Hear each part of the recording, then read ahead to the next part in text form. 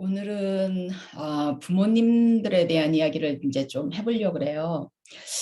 이거는 부모님들 이야기도 결국에는 학교 선생님들이 부모님을 잘 알아야지만 어떤 방식으로 부모님들이 아이들을 키우는 걸 알아야지 어, 학교에서 이제 아이들을 지도하는데 도움이 되죠. 특히나 이제 대학을 졸업하고 아직 결혼을 안 하고 아직 아이들을 키워보지 않고 이렇게 이제 경험이 그런 어떤 삶에 대한 경험이 약한 게 아니라 이거는 아직 안 해본 거니까 경험이 없는 거죠. 그죠? 그런 분들이 이제 선생님이로 학교에 있으면 사실 가정에서 자기가 아이로서 자라본 경험밖에 없잖아요. 그죠? 자기가 아이로 자라본 경험밖에 없지 자기가 반대로 부모가 되어서 아이들을 키워본 경험이 없기 때문에 어떻게 아이들의 속성을 이렇게 자세하게 알 수가 없어요. 역시 부모도 마찬가지예요. 아무리 내 아이지만은 그 아이들의 속을 자세히 알 수가 없거든요. 그래서 부모의 잡이라는 게 굉장히 힘들고 부모의 역할이 중요하다 그러지만은 많은 분들이 그 부모의 역할이 무엇인가에 대해서 많은 분들이 고민을 하고 있잖아요. 근데 이제 오늘은 무슨 이야기를 좀 해보려고 그러냐면 좀 더 미국에 가까운 이야기이긴 하지만 가끔 가다가 아니라 학교에 많은 아이들이 사회적으로 그죠? 학교 사회에도 아이들의 또래 집단이기 때문에 잘 적응을 못하는 아이들이 있어요. 그 다음에 또 밖에서 집 밖의 삶에 잘 적응을 못하는 아이들이 있어요. 특히나 이제 부모가 좀 많이 아이들을 아기같이 키운 아이들, 그죠? 모든 걸 다 들어주고 아이들이라면은 막 절절 매고 또 아이들이 그 집에서의 공주와 왕자처럼 자란 아이들은 학교에 오면은 어, 굉장히 공동사회잖아요. 그리고 모든 아이들이 다 이꼴이고 선생님은 모든 아이들을 다 똑같이 대해야 될 의무가 있고 그죠? 그러면 자기가 왕자와 공주였는데 학교를 오니까 그 느낌이 아무것도 아닌 게 돼버린 것 같은 그런 느낌. 그 다음에 그렇게 많은 또래 집 학교 외에는 아이들이 그렇게 많은 비슷한 나이의 또래 집단을 만날 수 있는 기회가 없잖아요. 그래서 교회나 무슨 이런 불교 그 절이나 이렇게 종교 집단의 종교에 이렇게 그 종교 생활을 하시는 분들은 이제 아이들을 그런 또래 집단을 데리고 가지만 거기에도 그렇게 많지는 않거든요. 오히려 다양한 그 나이의 또래들을 만날 기회는 있지만 비슷한 나이의 또래 아이들을 그렇게 많이 만나서 작은 교실 안에서 뽁닥뽁닥 그냥 그렇게 살 기회가 별로 없기 때문에 밖에 나가면 이제 아이들이 그동안 부모님한테서 어떻게 배웠는가 하는 그 인성도 나타나고 버릇도 나타나고 태도도 나타나고 그런 것들이 이제 아이가 또 선생님을 어떻게 바라보는지에 대한 태도도 나타나고 그러는데 부모들의 그 유형, 아이들을 키우는 유형은 언제 다시 또 기회가 되면 한 번 더 설명을 하기로 하고 지금은 이제 오늘은 무슨 얘기를 하냐면 그 아이들이 학교를 왔는데 잘 적응을 못해요. 그랬을 때 이제 미국의 부모님들이 택하는 많은 방법, 특히나 이제 미국 부모들 중에서도 아이들로 얘기를 하면 한국 부모님들은 아이들에 대한 기대와 욕심이 더 많은 것 같으면 많다고 보면은 이제 아이들을 잘 키워야 된다는 의무감이 막 너무 투철하셔가지고 아이들에게 프레셔를 주고 그죠? 아이들 앞에 기대를 하고 이제 아이들을 이렇게 좀 굉장히 우리가 패시브 어그레시브라 그러는데 굉장히 나이스한 것 같은데 그 안에는 어그레시브 하니까 굉장히 어떻게 푸시하는 폭력까지는 아니어도 피지컬이 아니라 심리적으로 아이들을 그렇게 하는 그래서 아이들로 하여금 불편함을 느끼게 만드는 이제 그런 부모님들이 좀 더 많다면은 미국 같은 경우에는 굉장히 아이들 오리엔티드 된 부모들이 많아요. 그래서 아이들이 를 위해서 자기 잡도 포기하고 한국하고는 반대죠. 자기 잡을 프로페셔널 잡이에요. 굉장히 좋은 직업인데도 아이를 낳고 나서 들어앉는 엄마들이 생각보다 중상층에는 꽤 많거든요. 그래서 아이들이 크고 있는 고등학교 그 크는 시간까지는 자기가 아이들하고 함께 있겠다. 아이들이 금방 커버리기 때문에 그렇기 때문에 좀 더 아이를 보호하는 부모, 그다음에 좀 더 이렇게 아이들한테 리니언트한 부모들, 그러니까 everything okay, okay 하는 그런 부모들, 그다음에 이제 아이들이 완전히 중심이 되어 가지고 아이들의 행복이 나의 행복 이렇게 하면서 사시는 그런 부모님들이 많은데, 이런 부모님들이 이제 아이들이 그렇게 학교에 잘 적응을 못해서 힘들어하면 이 부모님들은 이제 어떤 선택을 할 것인가. 그러면 이제 이 부모님들은 얼터너티브 스쿨을 다른 스쿨로 이제 전학을 시키는 건 아닌데, 얼터너티브 스쿨링을 찾는다 그러면 이제 프라이빗 스쿨을, 그죠? 사립학교. 미국하고 한국은 사립학교의 개념이 완전히 다르거든요. 미국은 사립학교들은 정부의 규정을 따를 필요가 없어요. 왜냐하면 정부에서 어, 그 세금으로 운영하는 학교들한테 주는 정부의 그 파이낸셜 보조가 없기 때문에 사립학교 교사들은 심지어는 교사 자격증이 없어도 4년제 대학을 나온 사람을 교사로 하여할 수 있는, 그죠? 그 정도로 조금 리니언트해요. 대신에 이제 규모가 작고 또 이제 학생과 선생님 사이의 레이시오가 좀 작아요. 그래서 일반 공립학적인 퍼블릭 에듀케이션은 클래스룸에 뭐 아이들 막 30명당 1명, 25명당 1명 이러면, 사립학교는 뭐 훨씬 작죠. 20명에서 그 아래에 1명. 물론 이제 뭐 천주교나 이렇게 캐톨릭이나 이렇게 종교적으로 굉장히 부모님들이 보수적이고 굉장히 종교적으로 굉장히 강하신 분들, 미국에 이제 전통적인 백인들이 그런 사람들이 많잖아요. 그러니까 그런 분들은 그런 천주교에서 운영하는 사립학교를 보내기도 하고, 그죠?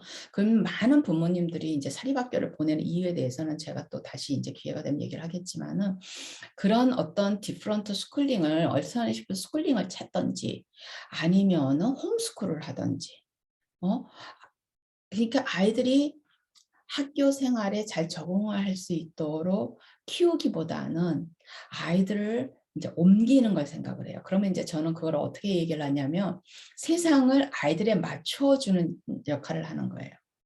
이 세상을, 아이들이 사는 세상을 아이들이 편안하게 살 수 있는 세계로 옮겨주는 거예요. 그랬을 때 우리가 교육적으로 이것이 바른가 이제 많이 생각을 해봐야죠. 그거를 저는 전적으로 나쁘다고는 생각을 안 하거든요. 그리고 의미가 없다고도 생각을 안 하지만은, 어차피 아이들은 이 험한 세상에서 살아나가야 되는 거예요. 그죠?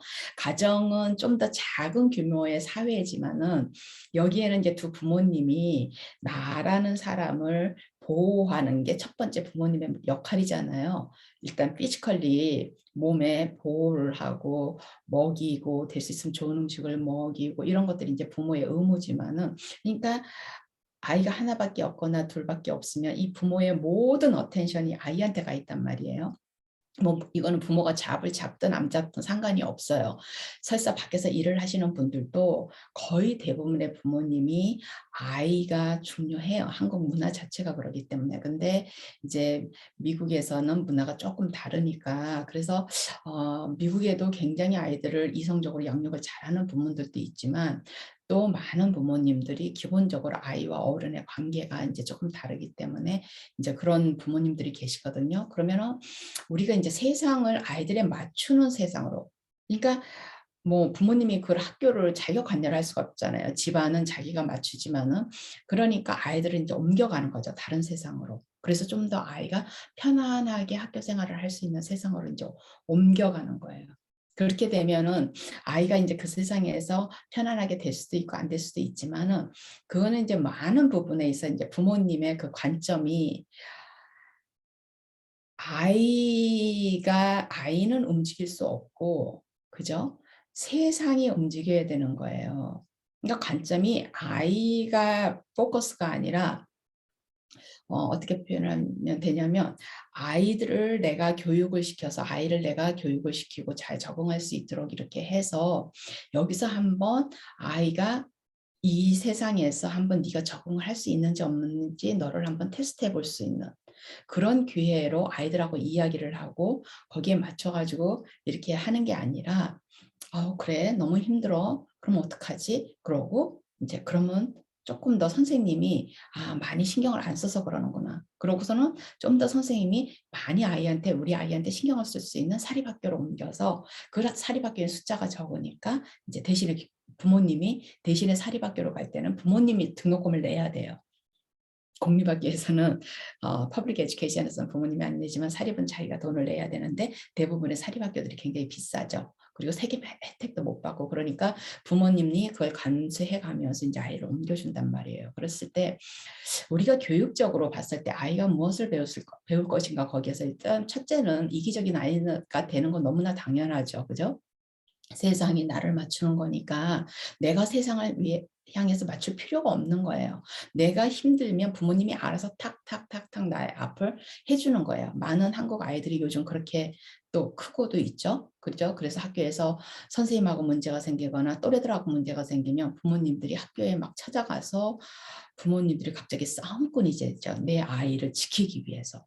그래서 뭐 교양이고 뭐고 애들 앞에서는 물불을 안 가리는 부모님이 된단 말이에요. 그러니까 그렇게 했을 때 과연 아이들이 배우는 게 무엇인가? 그러면은 내가 내 아이를 독불장군으로 키우고 아니면 이 세상에서 나밖에 모르는 아이로 키우고 온 세상이 나를 중심으로 돌아가는 그런 아이로 키웠을 때 아이들이 결국에는 이제 이 부모님이 아이들이 어른이 되어가면서 부모님이 없어졌을 때 이 아이들이 어떻게 살 것인가? 그런 거거든요. 그러면 이제 많은 부모님들이 그러면 우리의 역할이 뭐냐? 아이를 도대체 어떻게 가르쳐야 돼? 우리는 한 번도 이런 걸 배워본 적이 없는데 나도 내 부모님한테 그런 걸 배워본 적이 없고 그리고 내 아이가 그런 부정적인 환경에서 선생님들한테 그런 차별을 받아가면서 그렇게 했다가 아이들한테 그런 식으로 왕따 비슷하게 당하고 이렇게 있다가 아이가 만일에 영원히 나쁜 길로 빠져버리거나 아니면 회생 불가능하게 아이가 마음을 다치거나 이랬을 때는 우리가 어떻게 해야 되느냐 이제 그런 질문을 할 수가 있어요. 저는 이거에 대해서 이제 생각을 많이 하면서 결국에는 아이들이 원하는 게 무엇일까를 생각해 봤어요. 아이들이 원하는 게 아이들이 진정으로 뭐 의식적이든 무의식적이든 우리는 항상 아이들 마음속에 들어가서 생각을 해야 되거든요. 5살 아이여도 5살 아이 마음속에 들어가서 그 아이가 보는 세상을 우리가 봐야 돼요. 그게 이제 눈높이이기도 하지만 거기에서 한 발짝 더 나가서 아이와 공감하는 건데 그 공감이 너와 나와의 객체와 객체 사이의 공감이 아니라 내가 아이 속에 빙의가 돼서 들어가서 아이가 보는 세상을 내 눈으로 아이의 눈으로 봐야 되는 거예요. 그래야 아이를 우리가 100%는 아니어도 많은 부분을 아이를 이해할 수가 있어요. 그래서 저는 아이가 원하는 게 뭐였을까? 근데 많은 부분에서 아이는 자기가 원하는 걸 모르죠. 그죠? 무의식일 수 있어요. 그런데 나를 옮겨서 또 새로운 세상으로 나를 옮겨갔을 때 아이는 거기에서 또 낯설음을 겪어야 되잖아요. 거기에 적응할 때까지 또 낯설어야 되는 거예요. 그러니까 이 아이들은 그 낯설음에 잘 적응을 못하는 거잖아요. 굉장히 스트레인지한 월드인 거예요. 그러니까 낯설음에 적응을 못해서 그 집단에 적응을 못하고 그래서 이제 생기는 이 문제인데 새로 옮긴 세상이 아무리 파라다이스여도 거기 가서 또 낯설음을 겪어야 되는 거예요. 그 낯설음을 겪는 데 있어서 아이가 100% 거기에서 완전히 괜찮으리라는 보장도 없고요. 그랬을 때 저는 부모님이 일단 이제 부모님 얘기를 먼저 하면 부모님의 아이가 부모님에게서 원하는 거는 그냥 부모님이 내가 지금 무슨 일을 겪고 있고 무슨 일이 나에게 일어나고 있다는 거를 부모님이 알고 있는 거. 그러면 부모님이 어떻게 알겠어요? 그거를 아이가 학교에서 일어난 일인데. 그럼 결국은 뭐예요? 아이가 그만큼 부모님을 편안하게 생각해서 학교에서 일어난 일을 아이가 집에 와서 자기의 마음의 고충을 이야기할 수 있는 그런 부모. 왜? 내 부모는 나에게 우주니까, 그죠? 내 부모는 내가 어떤 위험한 낭떠러지에 내가 서 있어도 우리 부모가 당신이 떨어질 망정 나는 구해낼 테니까. 그 정도의 굳건한 믿음이 아이에게 있고 내가 설사 실수로 어떻게 하다가 살인을 하게 돼도 남을 죽이게 되어도 내 부모는 나를 믿어주고 내 부모는 설사 내가 실수든 고의든 어떤 잘못을 해도 내 부모는 끝까지 내 뒤에 서 있다는 그런 확실한 믿음이 있으면 아이들은 입을 열어요. 내가 무슨 얘기를 했을 때 내 부모가 거기에 대해서 평가하고 거기에 대해서 어드바이스를 주고 거기에 대해서 이래라 저래라 하고, 그죠? 이런 게 더 낫지 않냐 그러고, 넌 아직 어려서 잘 모르지만은 이러이러한 세상이 있어 하고, 부모가 내가 괴로운 나에게 그런 이야기들을 하는데 내 귀에는 하나도 들어오지 않고 내 마음에는 하나도 들어오지 않는, 그러기보다는 내가 내 친구에게 이야기를 하는 것보다 내 부모에게 이런 이야기를 하는 것이 훨씬 마음이 편해. 왜? 내 부모는 판단을 안 하고 내가 그런 행동을 하는 나를 부끄러워하지도 않고, 내 부모는 내가 그런다 그래서 그런 일을 겪는다 그래서 너무 속상해 가지고 내 앞에서 팔짝팔짝 뛰지도 않고, 내 부모는 그거에 대해서 억울해서 막 펄쩍 막 그냥 당장 달려가서 막 선생님을 어떻게 할 것 같고 막 내 친구들을 어떻게 할 것 같고 그러지 않고 그냥 차분하게 카운셀러처럼 내 말을 들어줘. 그리고 내가 질문을 했을 때 내 부모가 거기에 질문에 대한 답을 해줘. 그리고 그다음부터는 이제 부모와 내가 같은 차 안에 앉아서 이 일을 같이 겪어나가는. 그래서 아이가 학교에 가서 겪고 집에 와서 이야기하고 부모는 거기에 대해서 그렇구나. 이러면서 그랬으면은 너는 어떻게 하고 싶었는데 이렇게 된 거야? 그냥 아이에게. 모든 거를 아이를, 그건 뭐냐면요. 부모가 아이를 100% 믿는 거예요. 내 아이는 이겨낼 수 있다는 부모가 먼저 신뢰가 생겨야 되는 거예요. 아이가 먼저 생기는 게 아니라 부모가 아이를 그렇게 신뢰를 하면 그 신뢰는 기대하고는 또 다르거든요. 기대는 또 달라요. 기대는 부담이지만 부모가 나를 신뢰한다는 거는 나의 판단과 나의 행동과 이런 것들을 어른인 것 같이 믿어주는 거예요. 물론 잘못된 거일 수도 있지만 그거를 부모님이 이거는 이렇게 하면 안 되는 거야. 이거는 이렇게 엄마가 해보니까 이렇더라. 이렇게 얘기를 하는 게 아니라 아이가 스스로가 이렇게 하면 안 됐었던 거구나 하고 부모는 그 가이드만 해주는 거예요. 아이 스스로가 느껴야 돼. 그렇게 했을 때 아이들이 와서 부모와 이야기를 하면서 그다음부터는 아이가 어때요? 혼자가 아니죠. 부모랑 같이 하는 거예요. 엄마랑 같이 하고 아빠랑 같이 하는 거기 때문에 두 부모 중에 어느 한 부모든, 두 부모가 같이 그렇게 되면 너무 좋겠지만 사실 그런 집안은 좀 드물잖아요. 그러니까 두 부모 중에서 어느 한 부모든 아이하고 코드가 맞아서 그 부모랑 같이 하면 아이는 거기에서 자기 스스로가 배워나가게 돼요. 고통스럽죠. 굉장히 힘들죠. sometimes는 죽어버리고 싶기도 하고, sometimes는 내가 여기서 왜 이렇게 이러지? 우리 부모님이 나를, 내가 얘기를 하면 부모님이 나를 옮겨줄 수도 있을 텐데, 그런데 내 자존심이 허락을 하지 않아. 해볼 거야. 이렇게 이제 아이가 되면서 거기서 배우는 거예요. 모든 것들이 배워가는 거잖아요. 왜냐하면 아이는 학교를 가서 처음으로 이제 세상을 살아가는 법을 배우는 거잖아요.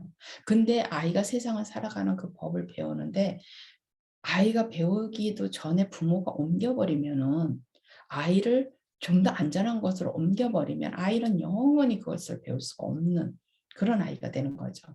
그죠? 그래서 어른이 된 아이가 직장 생활을 하면서 얼마나 많은 스트러글을 해요. 그게 또 다른 인간관계잖아요. 거기는 이제 아이들하고의 인간관계에서는 학교는 선생님이라는 그 오토리티는 권위는 하나지만은 나머지 아이들은 다 거기서 같은 또래들이란 말이에요. 근데 직장은 또 이 하이어라키가 있잖아요. 하이어라키. 그렇죠?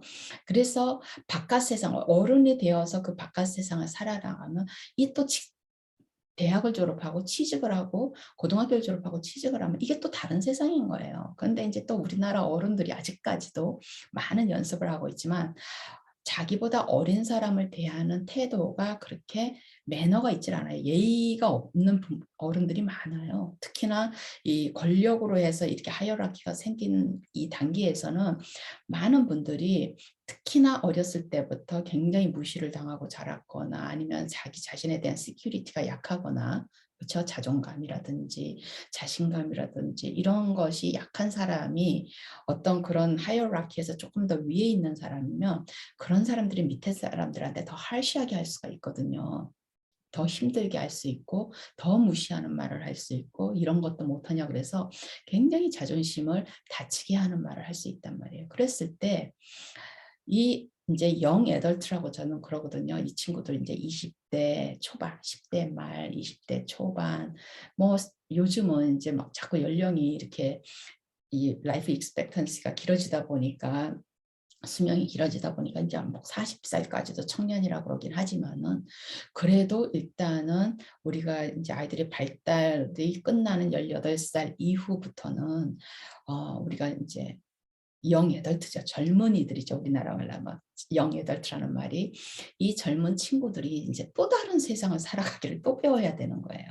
그러니까 학교에서 그 적응을 잘 못한 친구들은 나중에 세상에 나와서도 그 적응을 잘 못하게 돼요. 그리고 어릴 때부터 세상이 있고 내가 있을 때 나를 들여다보고 나를 세상을 향해서 꼭 맞춘다 그래서 그걸 나쁜 의미가 아니고 내가 세상의 일원이 되기 위해서 이만큼 떨어져 있는 이 사회라는 학교 교실 안에 사회라는 이 집단 여기서 선생님과 아이들과 여기에서 나는 여기에 있단 말이에요. 전분 그 가정에서 자란 나는 여기에 있어요. 작은 사회에서 자란 나는.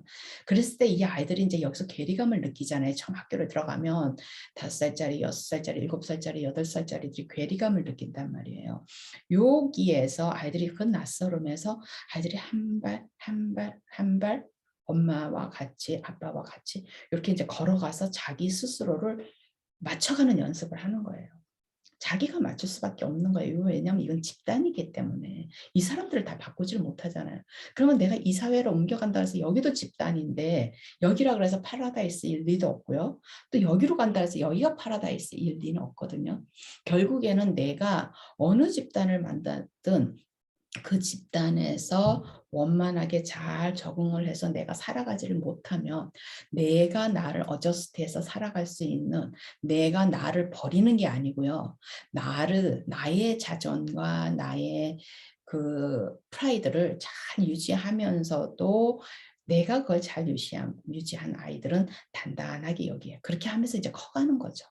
계속 컨플릭트는 있어요. 교실 안에서 친구들하고. 왜 관계에 있어서 문제가 생기고 선생님하고의 관계에 있어서 문제가 생기고 그렇게 하면서 이제 배워가는 거잖아요. 여기가 만일에 이 집단 안에 아무 문제가 없다면 아이들이 배울 게 없죠. 맨날 파라다이스니까 그냥 자기가 생긴 대로 놀고 그냥 뭐 행동하면 되죠. 생활하면 되는데 그렇지가 않단 말이에요. 그죠? 그래서 아이들이 제일 편한 건 뭐예요? 집에서도 부모님이 맹바더하고 형제가 하고 그런 제일 좋은 건 아이들이 방 안에서 자기 혼자 있는 게 제일 좋죠.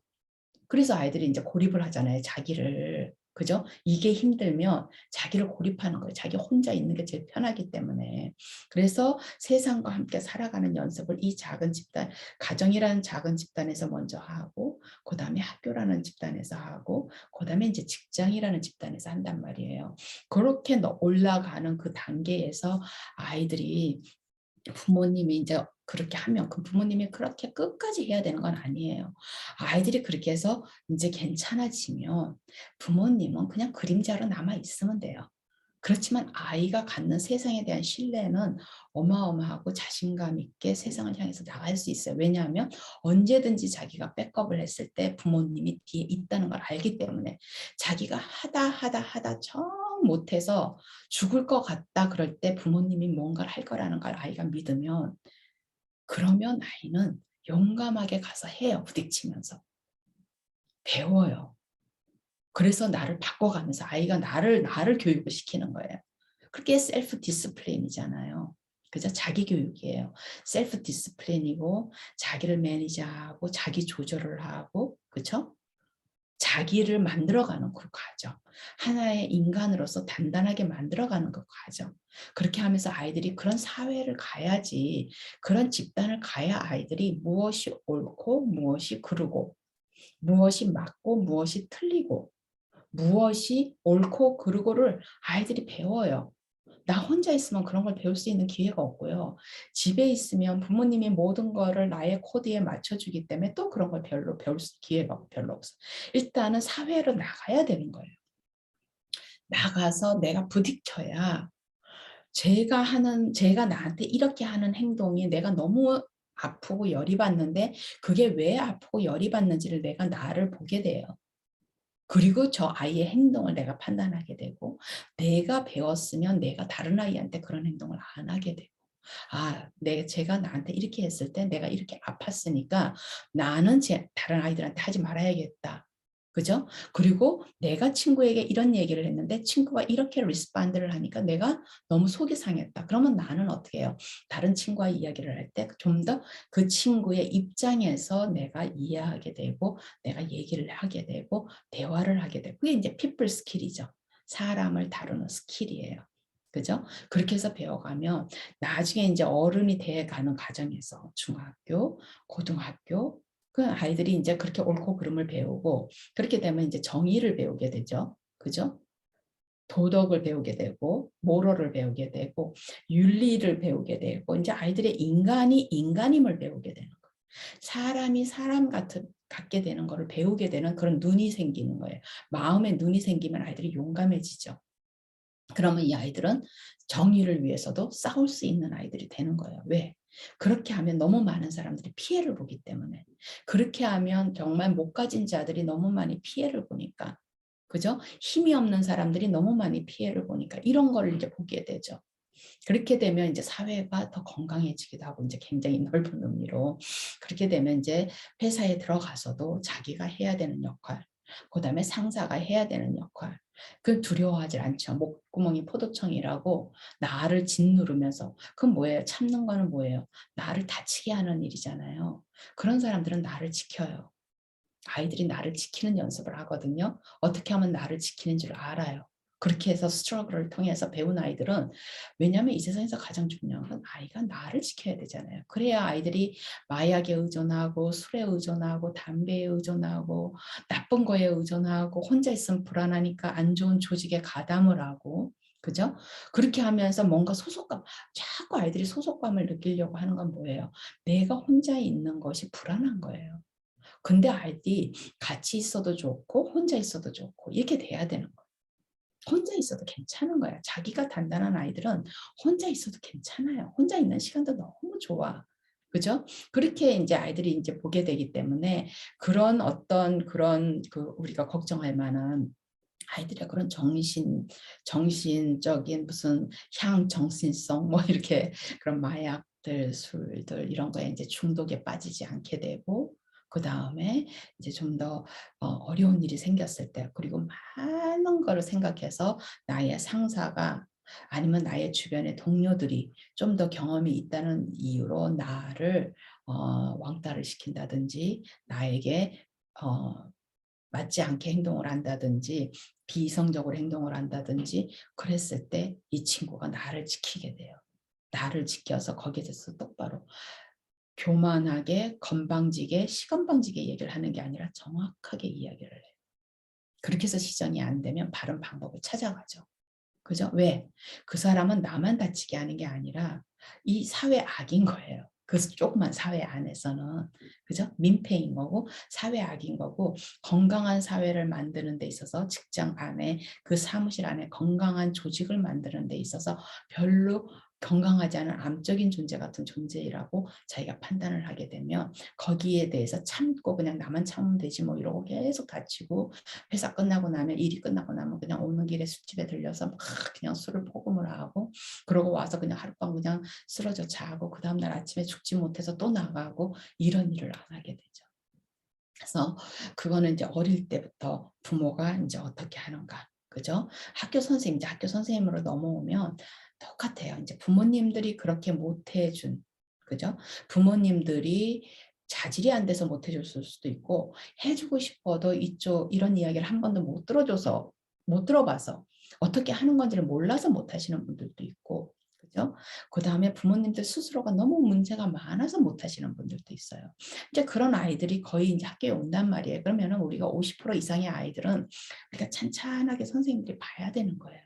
그 아이들 마음속에서 그 아이들을 왜냐하면 우리가 마음 읽기가 안 된다 그랬잖아요. 그 전에 제가 행동주의와 인지주의를 가지고 제가 잠깐 설명을 했지만은 결국은 행동은 마음의 거울이란 말이에요. 아이들이 마음으로 느끼는 거 생각하는 게 아이들의 행동으로 나오잖아요. 그러면 선생님은 아이들의 표정과 아이들의 행동과 아이들의 말투도 행동이거든요.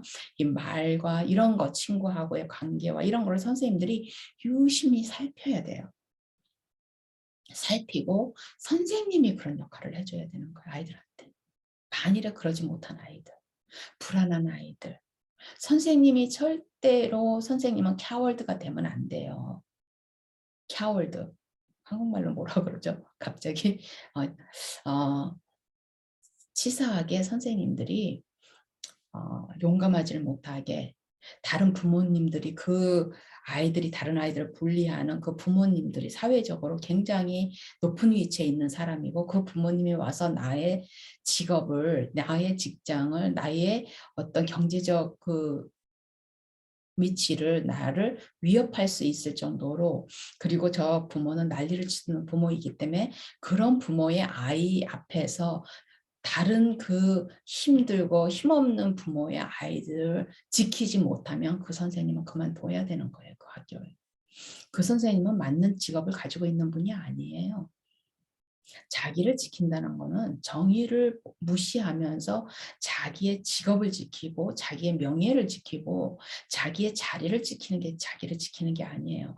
자기가 다치지 않게 지키는 건데 그 선생님은 자기를 지키지 못한 거예요. 정의를 보면서 눈을 감고 불의를 보면서 눈을 감고 그것이 옳지 않다고 생각하는데도 그 힘에 눌려서 아이들이 하는 그 행동을 선생님이 무시하는 거예요. 그러면 가끔 이제 드라마나 이런 데서 그런 선생님들이 굉장히 헬플리스예요. 헬플리스 선생님이에요. 유약한 선생님들이에요. 우리 이제 영어로 헬플리스라고 그러거든요. 자기가 자기를 돕지 못하는 거죠. 도움을 어떻게 할 수가 없는 선생님들이에요. 그런 선생님들이 이제 아이들을 지켜내지 못하면 그 아이들은 어디로 가야 돼요? 왜 청소년 자살이 이렇게 많이 늘어나냔 말이에요. 한국에서 아이들의 자살이 18세가 되지 않은 그 다음에 이제 막 사회에 나온 사회 초년생인 그 영애덜트인 이 젊은 친구들 이런 아이들의 자살이 왜 이렇게 많아지냐고요. 그 어른들의 책임이라는 거 우리 다 알고 있잖아요. 어른의 책임이라는 건 다 알고 있는데 그러면은 이게 이제 부모의 책임이고 선생님의 책임인데 왜냐면 아이들 주변에서 있는 어른은 부모와 선생님이잖아요. 제일 가까운 사람들이. 그러면 이 사람들이 무슨 책임을 방기한 거냔 말이에요. 첫 번째 부모님은 아이를 강하게 키우는데 실패하신 거고 두 번째는 아이가 내 부모가 내 뒤에 항상 버티고 있다는 그 믿음 깡패 같은 부모가 아니고 언제든지 내가 피해를 당했을 때 내 부모가 가서 싸움꾼같이 학교에 가서 휘저으면서 선생님들을 무릎을 꿇리면서 내 아이를 위하면은 내가 이 세상에 그냥 물불을 안 가리는 그런 싸움꾼의 부모가 아니고 내 부모는 언제든지 나의 마음이 다치지 않게 내가 와서 어떤 이야기를 해도 나와 같이 울고 나와 같이 웃고 나를 위로하고 그리고 설사 부모님이 학교를 가더라도 부모님이 나에게 피해를 주는 나를 괴롭히는 아이도 하나의 힘없는 아이라는 걸 전제하고 부모님이 가서 이야기를 하는 거예요. 내 아이만을 위해서 막 얘기를 하는 게 아니라 이 아이도 내 아이를 괴롭히는 이 아이도 그 부모에게서 제대로 못 배운 아이잖아요. 그럼 이 아이도 어른의 피해자인 거예요. 그 악질의 아이도. 그죠? 그거를 전제하고 우리가 가서 학교에 가서 얘기를 할 때도 그걸 전제하고 얘기를 해야 되는 거예요.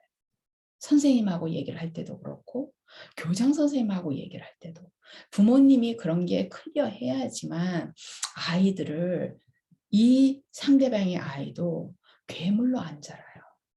괴물로 안 자라고 우리가 아이들을 보호할 수 있는 거예요. 그래서 선생님과 부모는 운명 공동체인 거예요. 아이들을 위해서. 그죠? 그리고 선생님들은 절대로 캬월드가 치사한 캬월드가 되면 안 돼요. 숨으면 안 돼요. 아이들 한 명 한 명의 생명을 위해서 선생님들은 언제든지 아이들을 보호해야 되는 거예요. 설사 선생님이 도저히 이 부모들이 너무 정말 이거는 뭐 어떻게 손을 댈 수가 없는 깡패 같은 부모님이다. 너무 재력이나 사회적 위치나 정말 어떻게 감당을 못하겠다. 그랬을 때는 이 부모님이 아이 뒤에 있는 것처럼 선생님이 이 아이 뒤에서 선생님이 이 아이에게 내가 네 뒤에 있어. 내가 힘이 없어서 내가 이 조직을 바꾸지는 못하지만 나는 네 뒤에 있어. 내가 너가 어떤 고통을 당하고 있는지를 내가 알아. 그리고 한 번씩 아이들이 없는 학교 밖에서 아이를 만나기도 하고 이렇게 하면서 아이가 버텨나갈 수 있도록 자기가 아이를 보호를 못하면 말이에요. 이 아이가 어떻게든지 버텨나가고 선생님이 이 아이에게 이 아이를 강하게 부모가 못 만드는 그 역할을 해줘야 되는 거예요. 그래서 이 아이가 이 세상에서 좁은 교실 안에서 섬 속에 나 혼자 나 홀로 같은 느낌이 안 들어야 되는 거예요. 굉장히 중요하잖아요. 그럼 이걸 어떤 방법을 하냐? 제가 말씀드린 대로. 그죠? 그런 부모님을 향해서 선생님이 그 부모가 흥분하고 난리를 치고 이럴 때는 좀 기다렸다가 그 부모님을 따로 학교 밖에서 만나든 학교 안에서 만나든 그분도 아이를 키우는 분이잖아요. 그 사람도 자기 아이를 보호하고 싶어 하는 사람이니까 무식한 방법으로 그렇게 하지만 왜냐하면 이 세상에서 내 아이밖에 안 보이는 거예요. 다른 아이들은 다 쓸데없는 거예요. 이 부모는.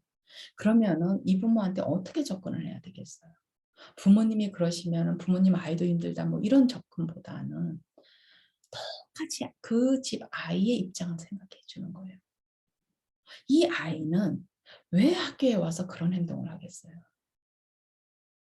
뭔가 부모님에게서 뭔가 받은, 뭔가 보고 자란 무언가가 있기 때문에 아이는 학교에 와서 푸는 거 아니에요, 다른 아이들한테.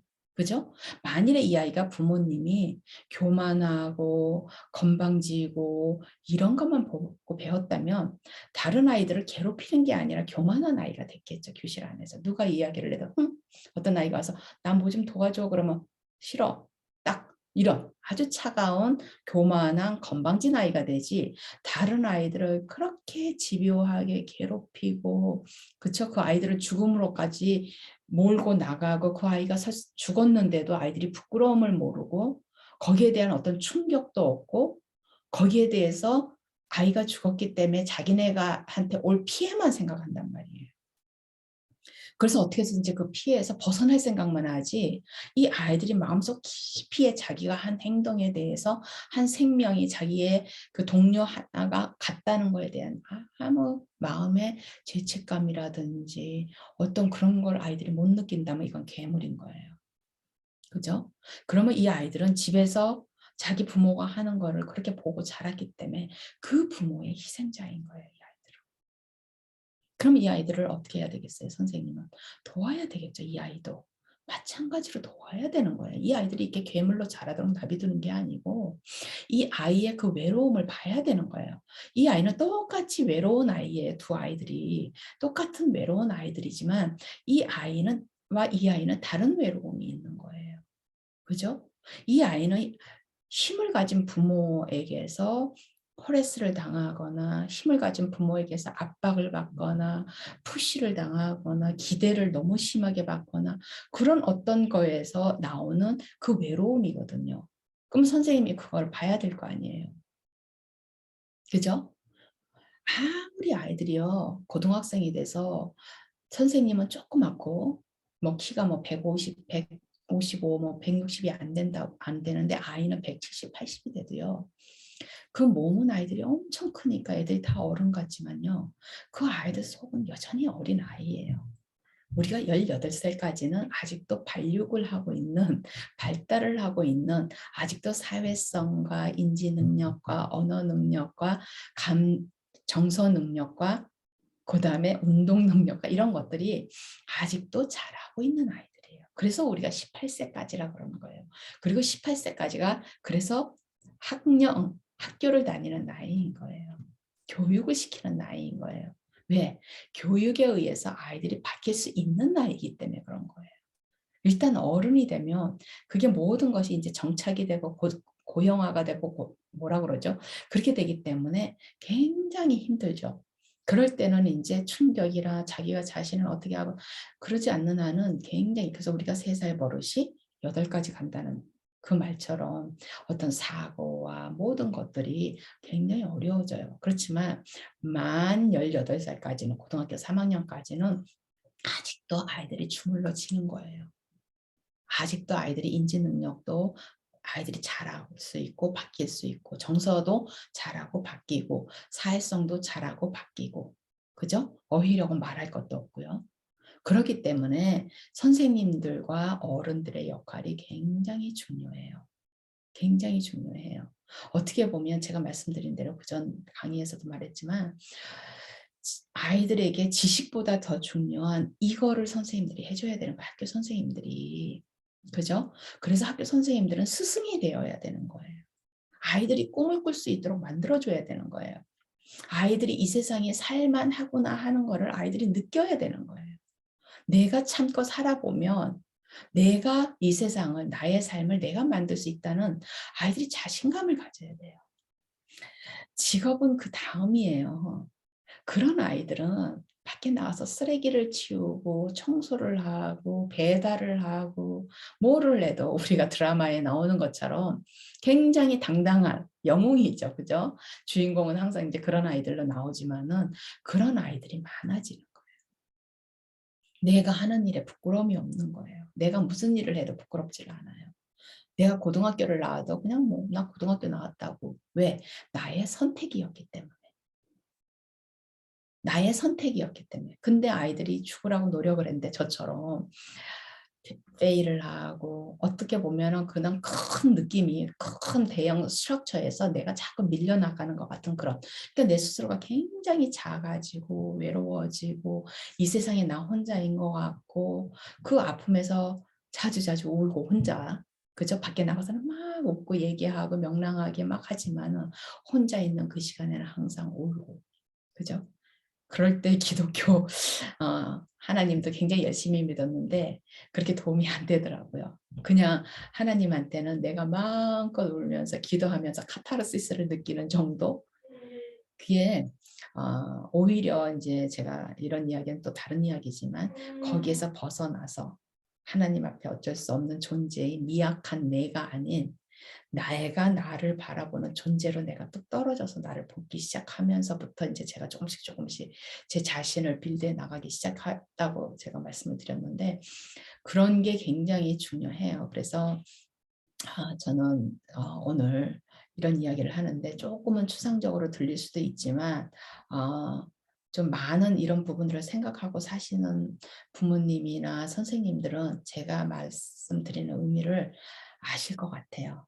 그래서 아마 이런 강의, 이런 이야기를 좀 더 자주자주 많이 하시지 않을까 싶어요. 저도 학교 미국 선생님들이 친구들한테 이제 내일 수업이 있는데 이런 이야기를 할 거거든요. 왜냐하면 우리가 이런 부분들이 자꾸 이제 어떤 그런 인간적인 부분들 옛날로 얘기하면 할머니나 이렇게 지혜를 가진 마을의 어른들 그죠? 이런 분들이 해주던 그런 이야기들을 우리가 지금은 아이들이 잘 못 듣고 자라요. 그래도 다행인 거는 유튜브라는 이런 소스가 있어서 아이들이 자기네가 원하면 아이들이 찾아서 들을 수 있는 너무나 좋은 강의들이 참 많잖아요. 인문학 강의도 많고 그다음에 이제 어떤 이런 아이들을 어떻게 키우는가는 부모님들이 그런 강의들을 무슨 오은영 선생님이라든지 이런 강의들을 엄청 많이 들을 거라고 저는 알고 있는데 그런 분들은 여전히 뭐예요? 생각을 하시면서 아이들을 키우시는 분들이에요.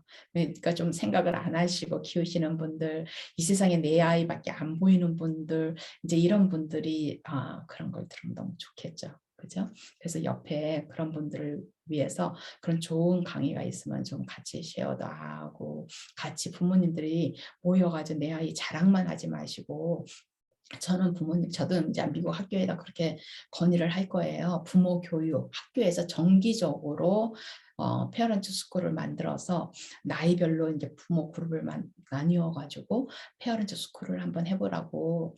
왜냐하면 부모님들이 굉장히 중요한데 부모님들이 어디서 이런 식으로 선생님들의 교육을 선생님들이 엄청나게 이제 사범대나 교대를 다니면서 준비를 하듯이 부모님들이 아이를 낳기 전에 이런 준비를 안 하잖아요.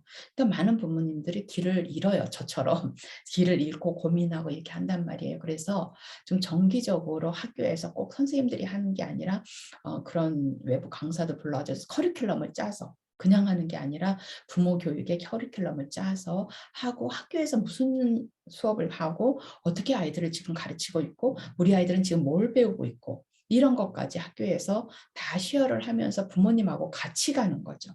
그리고 학교에서 못하는 부분을 부모님한테 도움을 청하고 이렇게 하면서 건전한 학교로 건강한 학교로 가면 조금 나아지지 않을까요? 우리 아이들이 좀 숨을 쉬고 쉴 수 있지 않을까요? 어떻게 너무 안타까워요. 그죠? 사회 구성원들이 사회를 만들어가는 건데 느낌이 제가 그때도 얘기했던 것처럼 자본주의 1%가 사회 전체를 끌고 가는 것 같은 그런 느낌? 너무 억울하잖아요. 1%는 아니어도 10%, 20%의 그 뭔가 사회에 그런 카르텔을 가진 사람들, 돈의 권력, 어떤 정치적 권력, 모든 것들을 가진 사람들이 그 카르텔 밑에서 80% 이상의 사람들이 서로 싸우게 만드는 거예요. 밥그릇을 놓고. 아이들의 교육도 그렇고 모든 것들이 뭔가 우리가 조금 더 구조적으로 많은 것들을 좀 생각을 해볼 시간이라고 생각을 해요. 미국도 마찬가지고요. 안 그러면 미국에서 트럼프 같은 대통령이 안 나왔겠죠. 그죠? 그래서 뭔가 우리가 어떤 방향으로 이 삶을 살아나가야 될지 그런 어떤 지혜를 우리 아이들에게 좀 더 강하게 가르칠 수 있고 아이들로 하여금 이렇게 나갈 수 있는 그래서 아이들이 판단을 할 수 있는 아이들로 그렇죠? 그렇게 키워 나갈 수 있는 과정이 굉장히 중요하다고 생각합니다. 조금 딱딱한 강의였죠? 그래요. 좋은 하루, 재미있는 하루를 지내세요.